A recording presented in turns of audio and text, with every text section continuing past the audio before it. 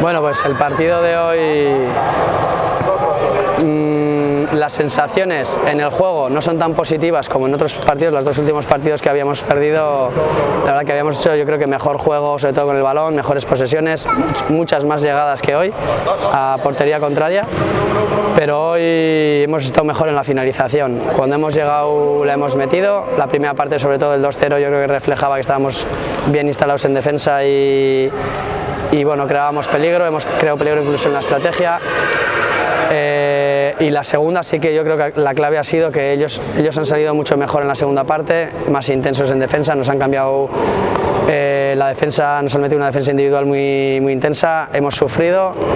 y estaban ahí, parece que estaba más cerca el 2-1 y en una jugada, en una salida que hemos tenido, hemos metido el 3-0 y yo creo que ahí sí que ha sido un poco la diferencia, el punto de inflexión. Ellos han tenido que sacar ya 5 para 4 y en una estrategia y una transición nos hemos puesto 5-0 y se acabó el partido. Lo bueno, pues hemos cambiado un poco el tema de la defensa y la estrategia, que estábamos encajando bastantes goles. Hemos conseguido no encajar ningún gol de estrategia y encima hemos metido gol de estrategia, o sea que muy contentos. Lo único que el físico hoy también hemos notado el partido del martes, la segunda parte hemos estado muy justitos, habrá que recuperar a la gente y el sábado que viene otra vez a tope.